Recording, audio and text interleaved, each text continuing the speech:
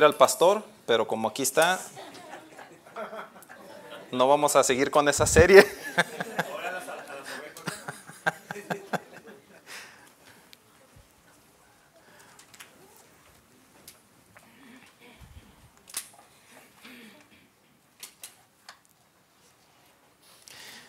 Vamos a poner este tiempo en las manos de Dios.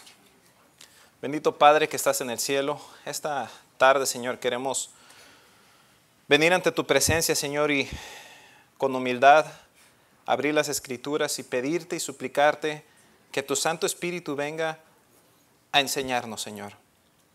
Queremos pedirte con el corazón, Señor, que tú hables a nuestros oídos espirituales, que no haya nada estorbando nuestros oídos del corazón, del alma, y que podamos escuchar la voz de tu Santo Espíritu hablando a nuestras vidas. Tu palabra es personal, Señor.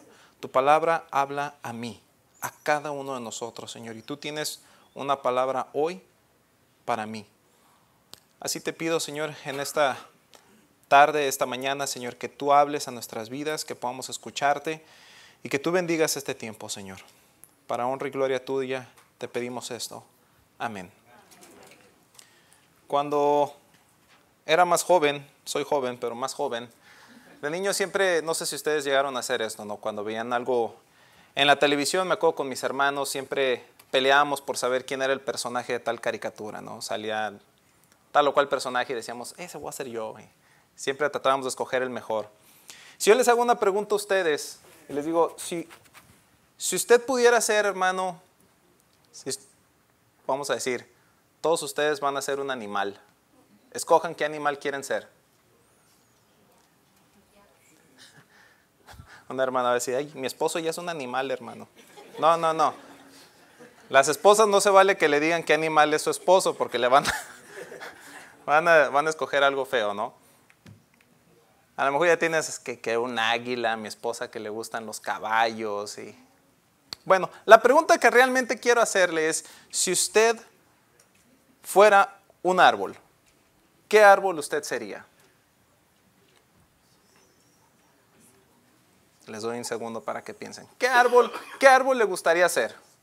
Árbol frondoso, fuerte, un roble, así yo fuerte, un roble, o una planta pequeña, una con muchas flores. Las mujeres van a escoger algo así floreado, bonito, sencillo. ¿Dónde está Tony? Tony sería como que una papaya o algo así, ¿no?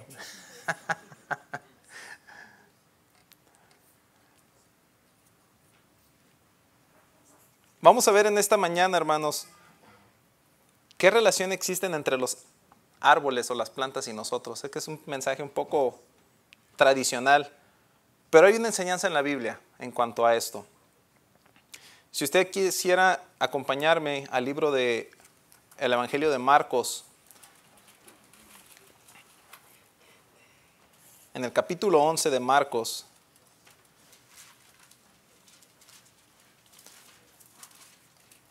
Marcos 11, 20 al 26, del 12 al 14. Marcos 11, del 12 al 14, dice, al día siguiente, cuando salieron de Betania, tuvo hambre.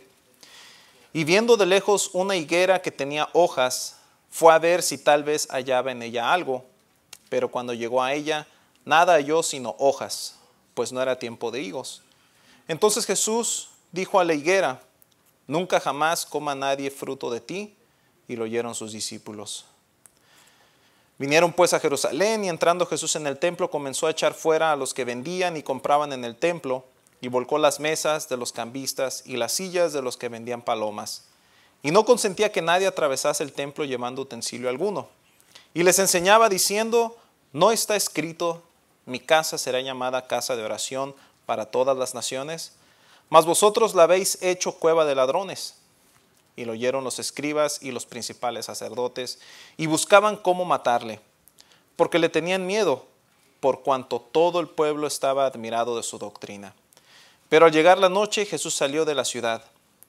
Y pasando por la mañana, vieron que la higuera se había secado desde las raíces. Entonces Pedro, acordándose, le dijo, Maestro, mira, la higuera que maldijiste se ha secado. Respondiendo Jesús le dijo, tened fe en Dios, Porque de cierto os digo que cualquiera que dijere este monte, quítate y échate en el mar, y no dudar en su corazón, sino creyere que será hecho lo que dice, lo que diga le será hecho. Por tanto os digo que todo lo que pidiereis orando, creed que lo recibiréis y os vendrá. Y cuando estéis orando, perdonad si tenéis algo contra alguno, para que también vuestro Padre que está en los cielos os perdone a vosotros vuestras ofensas. Porque si vosotros no perdonáis, tampoco vuestro Padre que está en los cielos os perdonará vuestras ofensas. Este milagro que el Señor hizo, fue un portento que Él hizo, es único dentro de todos los milagros que el Señor hizo. Conocemos que todos los milagros que el Señor Jesús ha hecho son de restauración y de sanación. Sin embargo, este es el único milagro registrado en la Biblia en el que el Señor destruye algo. Si nos ubicamos en el tiempo, estamos hablando que nuestro Señor Jesucristo está viviendo su última semana en la tierra. Son sus últimos días antes de ser condenado y crucificado y muerto. El Señor Jesús acaba de entrar en Jerusalén, acaba de entrar triunfante, recordamos esa historia, entró montado sobre un pollino, entró a Jerusalén, todo el pueblo se agolpó, la gente tendía sus mantas, las plantas, las palmeras, y todos gritaban, Hosana, bendito el que viene en el nombre del Señor. Y el pueblo estaba muy emocionado con este profeta llamado Jesús, con Jesucristo. Jesucristo acaba de pasar precisamente esto, entendiendo el contexto de este pasaje. Y esto es importante, hermanos, en la interpretación de la palabra de Dios, entender qué es el contexto inmediato, qué es lo que está antes y después de la palabra. Si nada más leyéramos este pasaje de la maldición de la higuera, diría alguien, bueno, pues que el Señor se enfadó simplemente con esta higuera y nada más la maldijo porque no tenía frutos. ¿Qué pasa? Bueno, hay que entender qué es lo que escribe el apóstol antes y después, y entendamos todo el contexto de lo que está enseñando la palabra de Dios. El Señor Jesús, ahora sí que como decimos en México, no daba un paso sin guarache. No dejaba que nada se le fuera sin que Él pudiera dar una enseñanza. Y recordemos que estamos en la última semana del Señor Jesús. Literalmente está a unos días de morir. Todo lo que pase en este momento es de suma importancia. Todo lo que Jesús diga, hacia donde se dirija, en donde esté, el contacto que tenga con las personas es de suma importancia. Son las últimas horas. Vaya, se está escribiendo su última voluntad. Estos días son de suma importancia. Y el Señor Jesús, dentro de estos momentos, escoge maldecir a una higuera y secarla desde las raíces. Pero hay una enseñanza detrás de esto y es lo que queremos entender. Si ponen sus ojos en el versículo 11 del capítulo 11, dice, cuando Jesús ya había entrado a Jerusalén triunfante y la gente agolpada, emocionada con Jesucristo, dice, y entró Jesús en Jerusalén y en el templo, y habiendo mirado alrededor todas las cosas, como ya anochecía, se fue a Betania con los 12. El Señor Jesucristo entró a Jerusalén triunfante y la gente agolpada. Él entró a Jerusalén. Las multitudes aún lo siguen, pero se está metiendo el sol. Y Él quiere llegar hasta el templo y entra en el templo. Y la palabra que dice, habiendo mirado alrededor, es un mirado de una forma como un pivote, ¿verdad? No fue Jesucristo a caminar a todo el templo alrededor. Simplemente se paró adentro y empezó a observar detenidamente hacia todas las direcciones. Recordemos que en el templo, en el atrio del templo, estaba muchísima gente.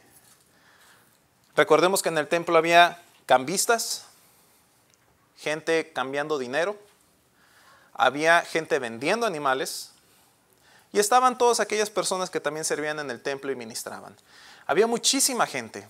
Y el Señor Jesucristo se detiene, no dice absolutamente nada, pero se puede decir, escanea todo alrededor de él y ve absolutamente todo. Y dicen, no es el momento, vámonos. Agarra a sus discípulos y se van a Betania, seguramente en Betania donde estaban sus amigos, María, Marta, Lázaro.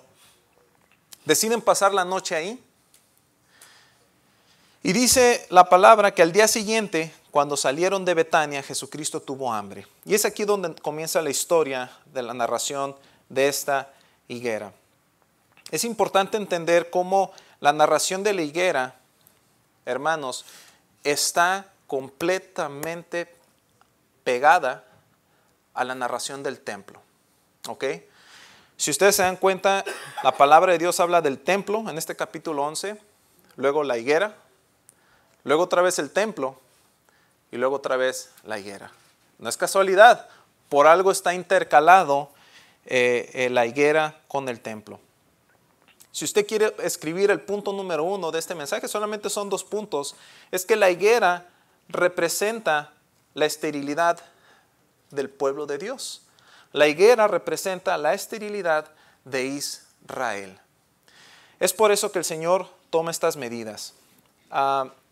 Si usted recuerda, en Juan capítulo 2, el Señor Jesucristo inicia su ministerio precisamente haciendo lo mismo que hace en el versículo 15, purificando el templo.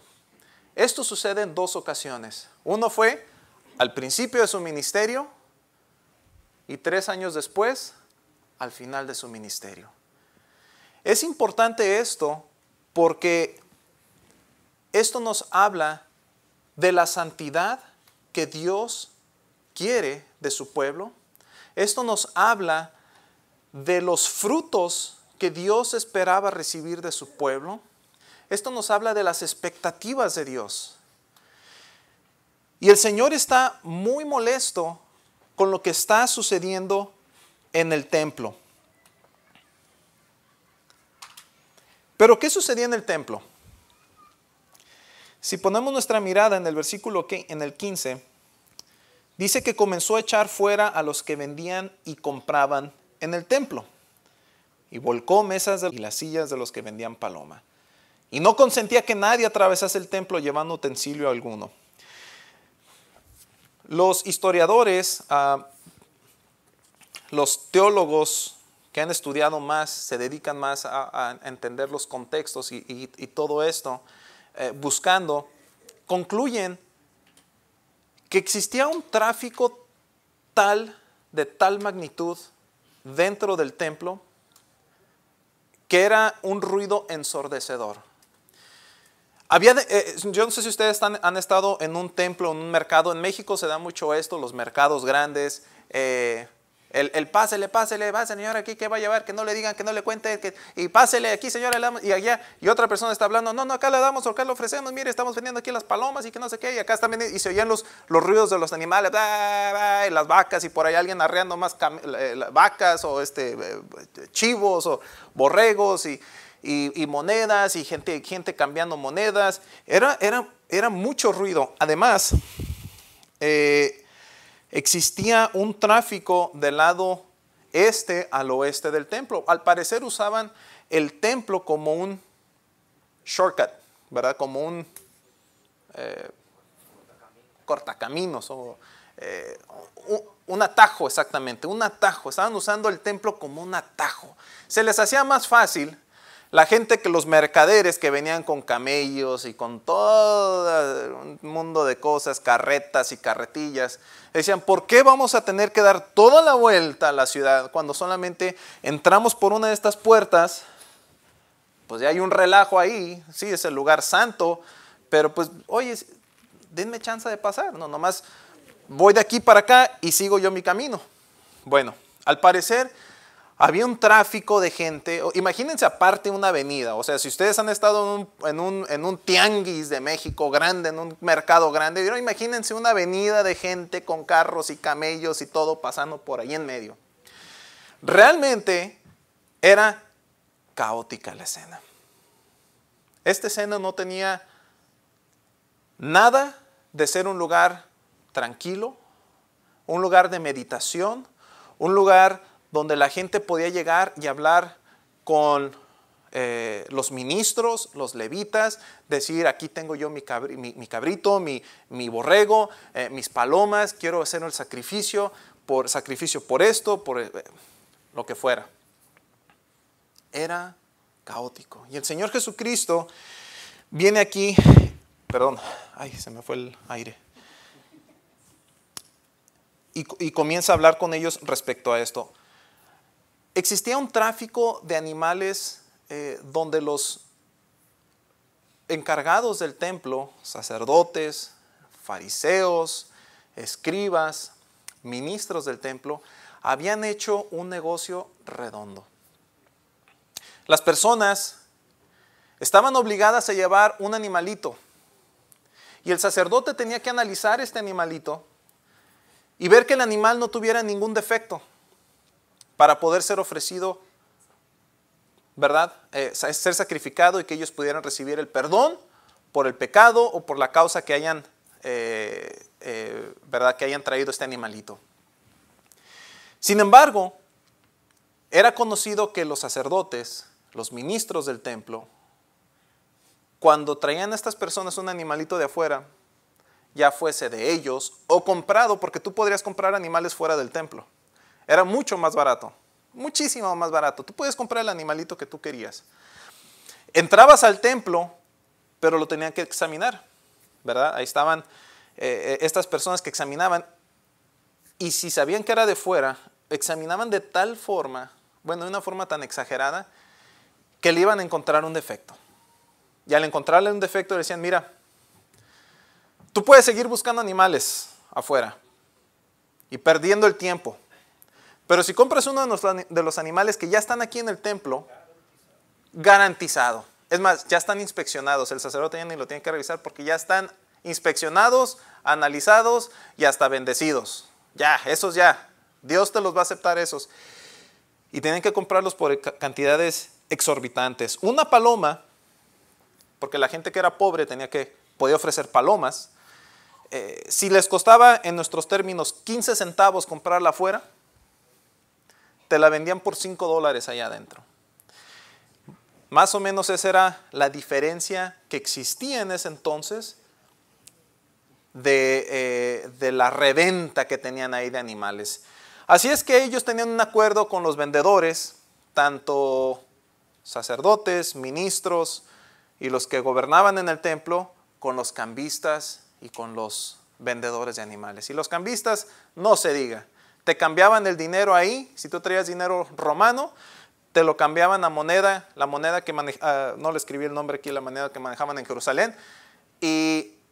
Pero si te lo cambiaban con un interés muy alto. Siempre iban a sacar ellos una porción muy grande de dinero. Pero vemos que esto les redituaba grandemente y grandes ganancias estaban trayendo a estas personas. Se estaban haciendo ricos, si no es que ya eran ricos estas personas. Las arcas estaban cada vez más y más llenas con el dinero. Es por eso la molestia del Señor Jesús. Llega nuevamente al templo y comienza a volcar las mesas de los cambistas. Y ya se imaginarán la gente en el piso, bolo, ¿verdad? A recoger las monedas. Empieza a sacar, dice que volcó, echó afuera los que vendían y compraban en el templo, volcó las mesas de los cambistas y las sillas de los que vendían palomas. Y no consentía que nadie atravesase el templo llevando utensilio alguno. Entonces el Señor literalmente paró todas las negociaciones que estaban pasando en el templo. Y decía, ¿no está escrito, mi casa será llamada casa de oración para todas las naciones? Mas vosotros la habéis hecho cueva de ladrones. Y los sacerdotes, los escribas y los principales sacerdotes buscaban cómo matarle, pero le temían al pueblo, porque sabían que el pueblo tenía a Jesucristo como un profeta, sabían que esta persona había venido de Dios. Cuando el Señor maldice a la higuera, lo hace en representación de la esterilidad que representaba el pueblo de Israel. El pueblo de Israel había sido ya un pueblo estéril, sin frutos. Hablando un poquito acerca de las higueras, hermanos, yo no soy un experto, tuve que meterme a internet a buscar esta información porque yo no sé nada de higueras. He comido los higos y me gustan. Pero encontré que hay más de 750 especies de higueras. Las higueras tienden a tener 2 temporadas. Una primer cosecha se da en los meses de abril a junio. Y después hay otra cosecha que se da en los meses de agosto y septiembre. Según lo que estudié, lo que encontré es de que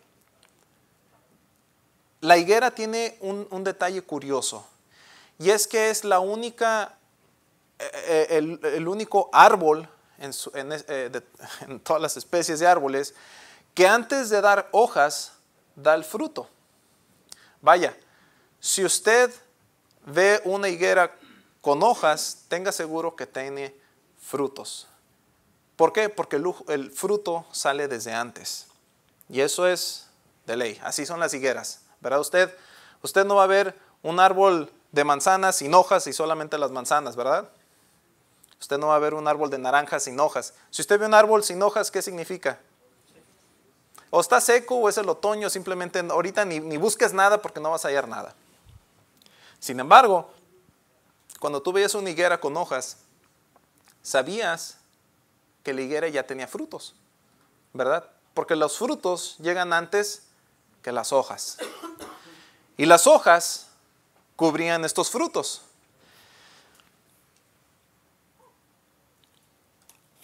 En esta época, cuando el Señor está caminando, dice la palabra de Dios que no era tiempo de higos. Así dice la palabra, dice en el versículo 13, pero cuando Jesús llegó a ella nada halló sino hojas, pues no era tiempo de higos, lo cual la palabra de Dios tiene toda la razón. Los higos se daban hasta agosto y septiembre. No era tiempo de higos. Sin embargo, ese árbol tenía los frutos llamados las brevas. Y estas eran los frutos que tenían en la cosecha de abril a junio. Las brevas eran más grandes y tenían un valor comercial más grande por su tamaño. No era exactamente el mismo sabor, según lo que explican. No tiene el mismo sabor tan dulce de los higos, pero es una fruta más grande en tamaño. Y cuando nuevamente, cuando las higueras ya tenían las hojas, es porque ya el fruto ya estaba ahí. Sin embargo, vemos que Jesucristo camina hacia este lugar y Él se da cuenta que este árbol tenía muchas, ¿qué? Muchas hojas, ¿verdad? Y dijo, vamos a desayunar. Ok, tenía que comer el Señor, ¿verdad? Era 100% Dios, 100% hombre, se cansaba, tenía hambre, tenía sed, tenía que comer.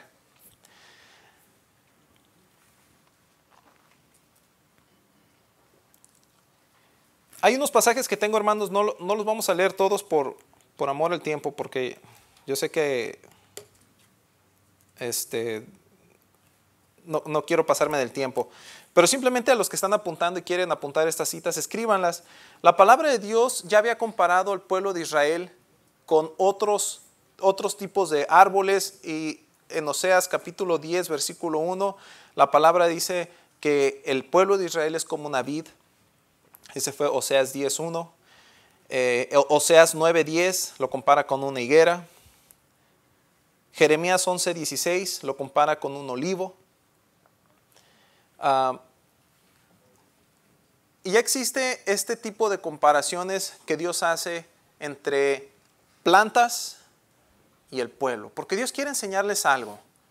Es muy notoria la enseñanza que Dios quiere hacer.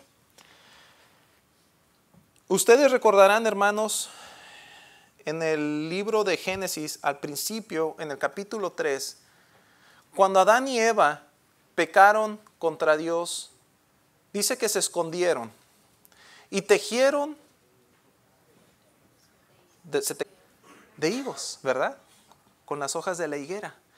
Entonces vemos que estas hojas en ese día les sirvió para Adán y Eva esconder su vergüenza. Y vamos a ver adelante cómo esto vuelve a traer una aplicación al pueblo de Israel. Ahora quisiera que fuéramos al segundo punto. ¿Cómo es que la higuera puede representar la esterilidad de algunos en la iglesia? En el Evangelio de Juan capítulo 15, versículos del 1 al 6, y le voy a pedir a algunos hermanos que por favor me ayuden a leer, les voy a dar un pasaje. A ver, mi hermano Tony, si me buscas Judas 1:12, lo voy a pedir a qué hermano me ayuda. Allá atrás, hermano, ¿me puedes ayudar? Primero los Corintios 3, del 11 al 15. 3, del 11 al 15, de primera a los Corintios. Y acá de este lado otro varón, hermano, ¿me ayuda? Marcos 8, 23 al 25, hermano Luis. 8, 23 al 25 de Marcos. Voy a leer en Juan 15, del 1 al 6. Dice el Señor: yo soy la vid verdadera y mi Padre es el labrador. Todo pámpano que en mí no lleva fruto lo quitará, y todo aquel que lleva fruto lo limpiará para que lleve más fruto. Ya vosotros estáis limpios por la palabra que os he hablado. Permaneced en mí y yo en vosotros. Como el pámpano no puede llevar fruto por sí mismo si no permanece en la vid, así tampoco vosotros si no permanecéis en mí. Yo soy la vid, vosotros los pámpanos. El que permanece en mí y yo en él, éste lleva mucho fruto, porque separados de mí, nada podéis hacer. El que en mí no permanece será echado fuera como pámpano y se secará.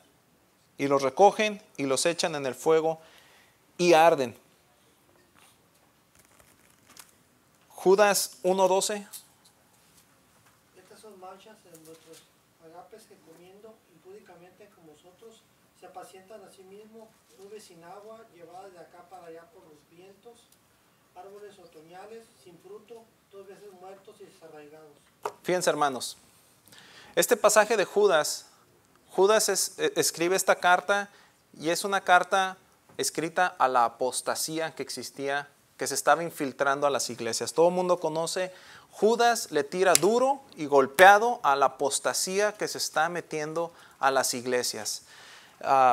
Y dice Judas, advirtiendo sobre esta apostasía en las iglesias, que hay personas que están en las iglesias y que están engañando, que están causando por su mal testimonio y por lo que están haciendo o diciendo, están causando una división o un enfriamiento en las iglesias. Dice que estas personas son árboles otoñales, sin fruto, 2 veces muerto y desarraigado.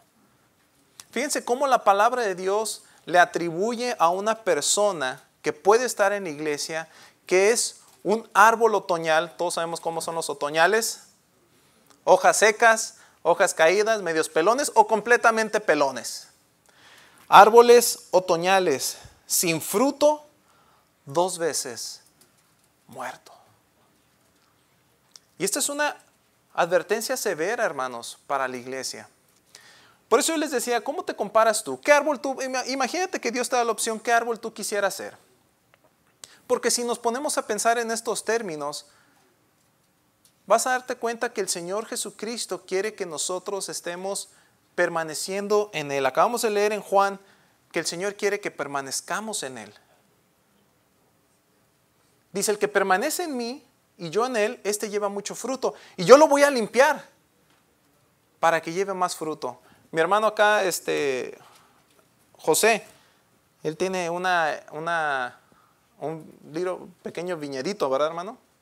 ¿Cómo se limpian? ¿Cómo usted limpiaba los viñedos? ¿Limpiaba uva por uvita? ¿Cómo se limpian para que lleven más fruto? Se tiene que cortar una parte.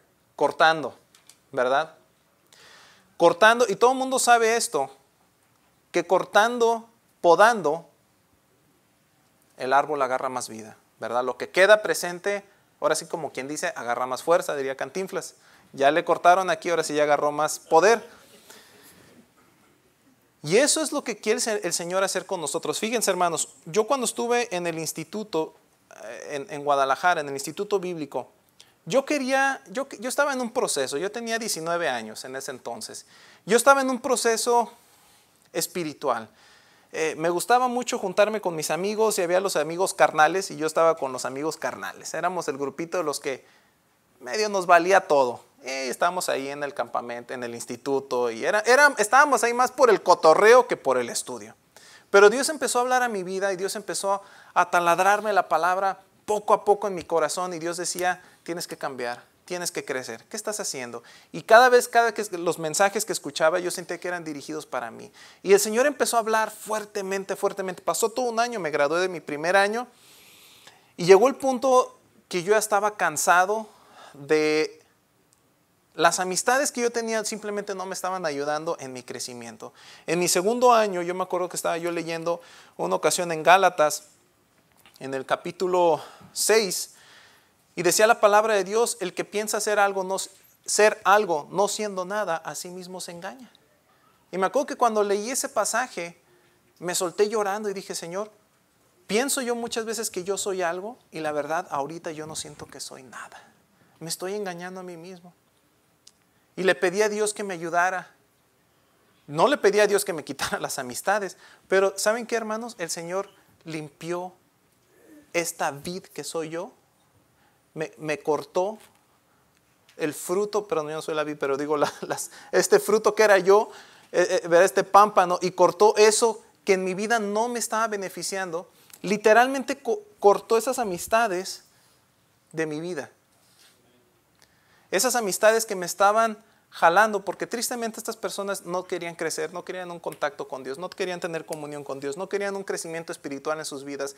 Ellos iban a seguir en el cotorreo y simplemente Dios tenía otros planes para mí, para el que se arrepiente, para el que quiere una vida más digna delante de Dios.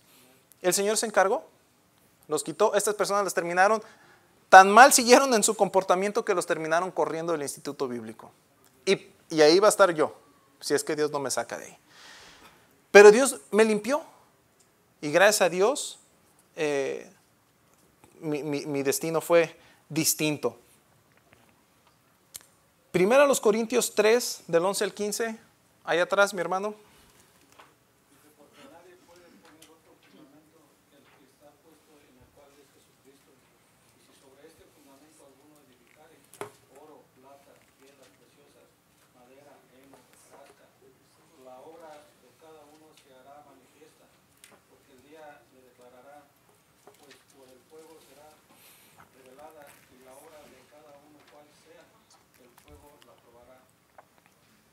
Gracias, hermano.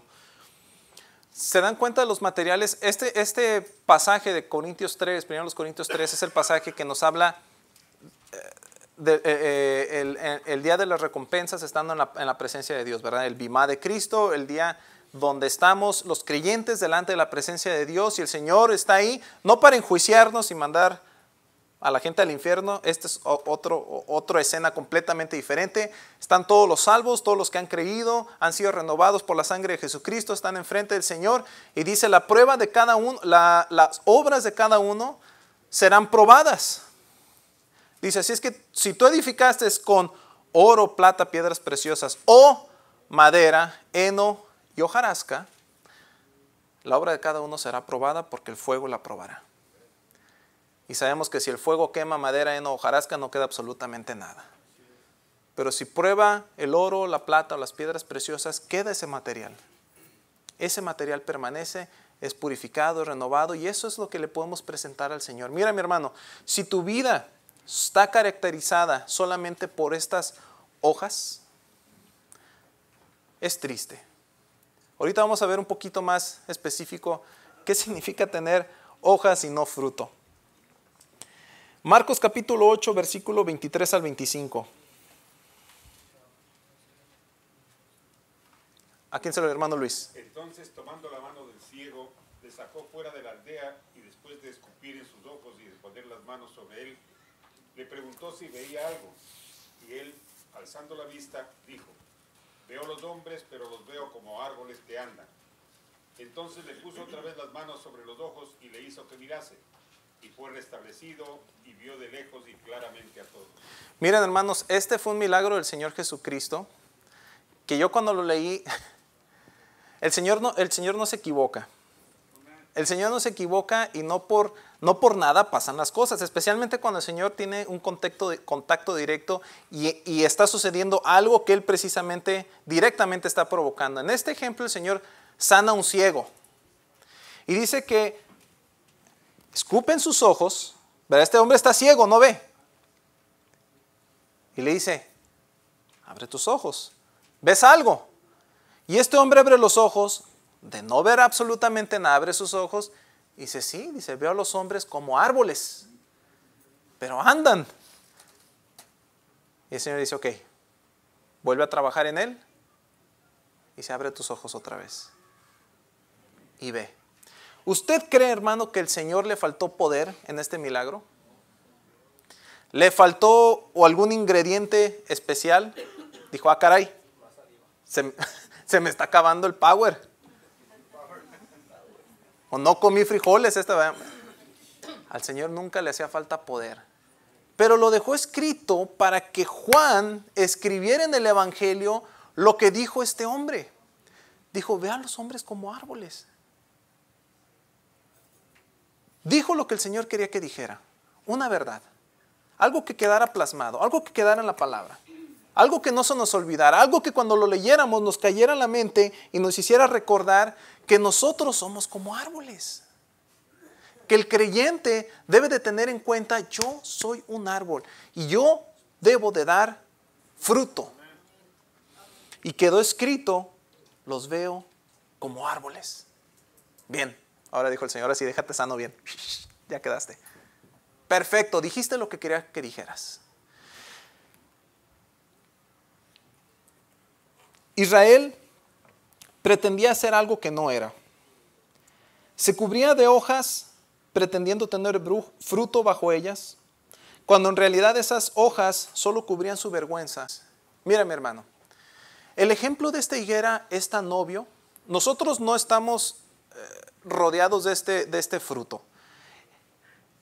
No lo mencioné ahorita, pero aquí en Marcos, en el capítulo 11, al principio, en el versículo 1, dice que cuando se acercaban a Jerusalén, junto a Betfage, a Betania, frente al monte de los olivos, Jesús envía a sus discípulos y traen el pollino y entran a Jerusalén. ¿Sabes que Betfage y Betania significan la casa de los higos?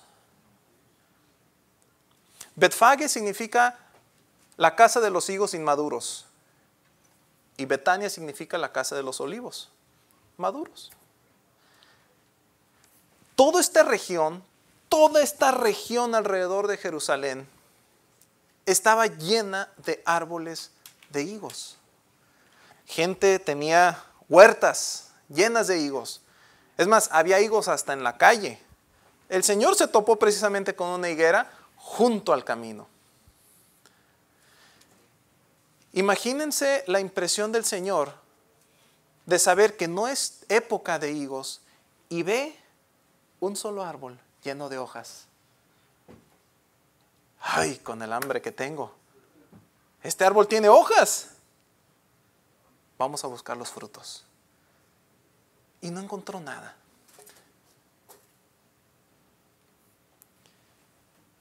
El Señor se escogió de un pueblo llamado Israel.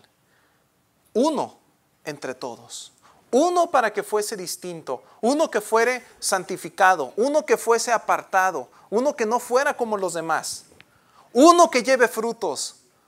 Todos los demás se han apartado. Todos los pueblos están contaminados excepto mi pueblo. Él conoce a Dios. Ellos tienen la ley. Ellos pueden conocerme. Yo hablo con ellos. Este pueblo debe de tener fruto. Este pueblo me conoce desde años atrás. Este pueblo sabe quién soy. Este pueblo debe de tener frutos. Y el Señor va a este único pueblo. El Señor va a este pueblo y demanda los frutos de Él. En la parábola donde el Señor Jesucristo narra a sus apóstoles, a los discípulos, sobre aquella aquel terreno que arrendó a los trabajadores. Y dice, vendré a recoger los frutos. Y los dejó trabajando. Y mandó un trabajador. Dice, ve, es tiempo de recoger los frutos. Y cuando llegó lo golpearon y le dijeron, vete de aquí. Y mandó a otro y lo volvieron a golpear. Al final decide mandar a su hijo y dice, a él lo van a respetar porque se van a dar cuenta que es mi hijo. Y cuando va el hijo a recoger los frutos de este lugar, dicen, este es el hijo, matémosle. Porque es el heredero. Nos quedaremos con todos nosotros. He aquí Jesús, hermano, viniendo a recoger los frutos, buscando dónde está el fruto de este pueblo. ¿Sabes qué fruto buscaba el Señor, mi hermano? Por lo menos uno. Un fruto digno de arrepentimiento. Dice la palabra de Dios, hagamos frutos dignos de arrepentimiento. Dios tal vez no quería que este pueblo fuera el más brillante de todos y que llevaran una campaña evangelística, pero ellos sabían que se habían apartado de Dios. Y el Señor vino. El Padre ha mandado a su Hijo y dice, a Él lo van a respetar, van a saber que es mi Hijo y lo van a respetar. Y decidieron cometer una atrocidad, matar al Hijo. Y llega el Señor y no encuentra frutos en la higuera.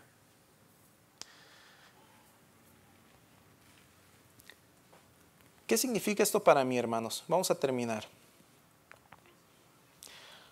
En Apocalipsis capítulo 3, versículo 1, el Señor le dice a la iglesia de Sardis, Apocalipsis 3:1,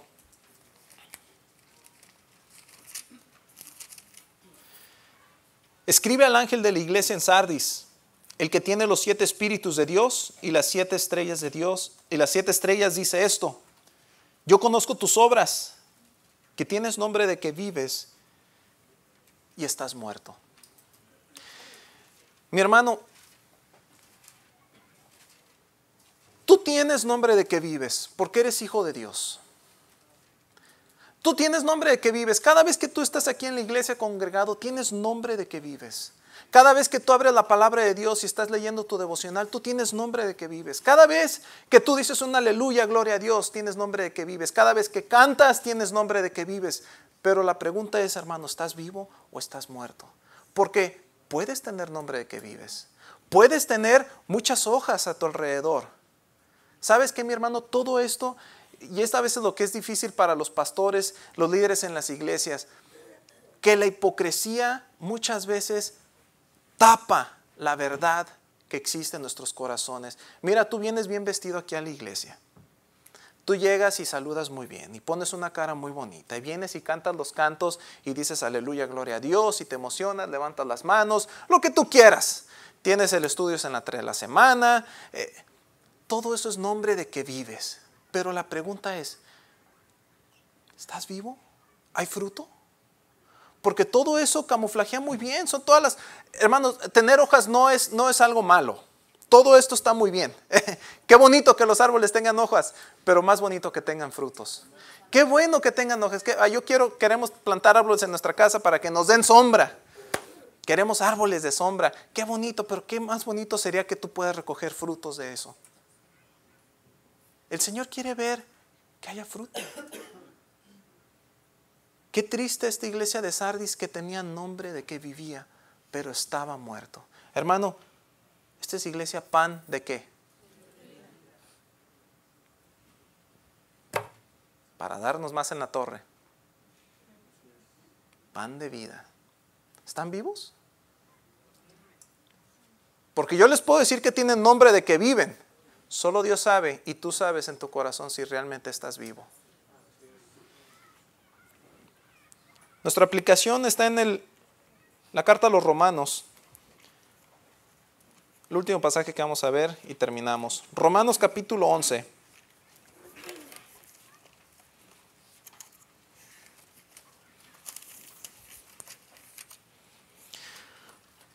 Del 17 al 22.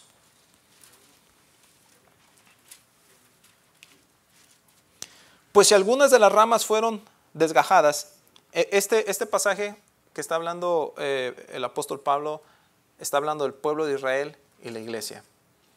Y está diciendo que el pueblo de Israel ha sido desgajado. Dice, pues si algunas de estas ramas fueron desgajadas y tú, siendo olivo silvestre, o sea, un gentil, has sido injertado en lugar de ellas y has sido hecho participante de la raíz y de la rica savia del olivo, no te jactes contra las ramas.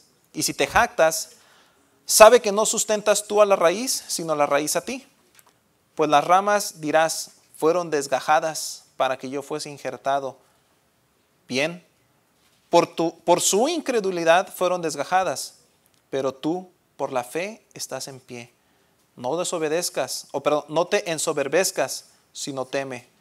Porque si Dios no perdonó a las ramas naturales, a ti tampoco te perdonará. Mira pues la bondad y la severidad de Dios.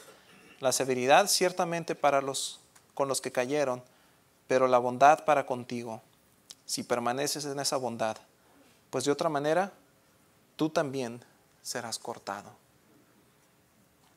Hoy en día podemos ver la historia de la higuera y qué tan severo fue Dios con ellos. Nunca nadie más comerá tus frutos. Hasta aquí termino con Israel. Se acaba esta época. Ya no trato yo con Israel.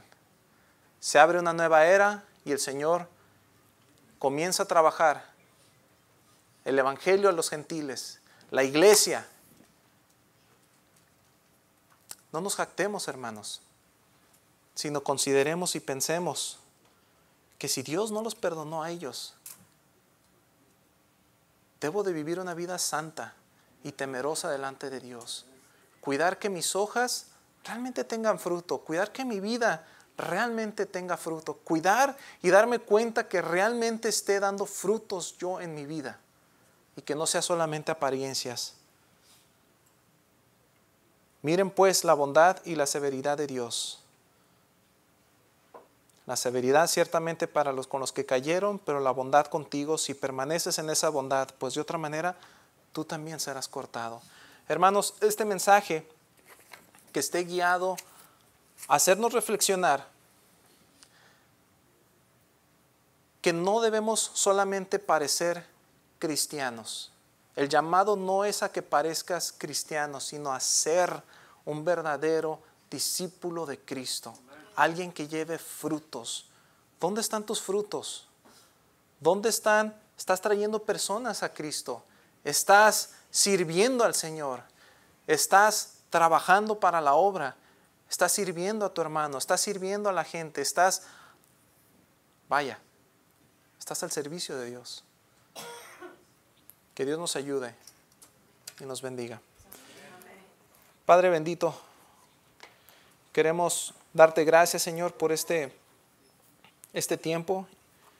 Y queremos, Padre, que tú nos ayudes, Señor, a darnos cuenta en nuestra vida si de verdad, Señor, estamos trayendo fruto delante de ti. Al que se ha apartado del camino, Señor, como Israel se había apartado, es clara, Señor, la petición, un fruto de arrepentimiento. Un fruto de arrepentimiento sería más que suficiente en este momento. Señor, ayúdanos a darnos cuenta. ¿Tengo frutos en mi vida o simplemente parezco cristiano? ¿Solamente tengo nombre de que vivo y estoy muerto? Ayúdame, Señor. Como decía el salmista David, examíname, oh Dios, conoce mi corazón, conoce mis pensamientos, ve si hay en mí camino de perversidad, de iniquidad, y guíame en el camino eterno, Señor. Ayúdanos a darnos cuenta. Para la honra y gloria tuya te pedimos, Señor, que tú nos ayudes a que podamos traer y esforzarnos en vivir una vida cristiana, permanecer en Jesucristo. Si permanezco yo en esta tu palabra, sé que voy a crecer. Si permanezco en esta tu palabra, sé que voy a dar frutos. Dice tu palabra, ustedes ya están limpios por la palabra. Ustedes ya están limpios por la palabra. Si yo no me acerco y no me alimento y no crezco en tu palabra, nunca voy a dar fruto. Ayúdame, Padre. Ayúdanos a cada uno de nosotros, Señor. Te pido por tu iglesia, Iglesia Pan de Vida, que los que estemos aquí, Señor, demos verdaderamente fruto. Te lo pedimos, Señor, en el nombre de tu Hijo Jesucristo, nuestro Señor. Amén.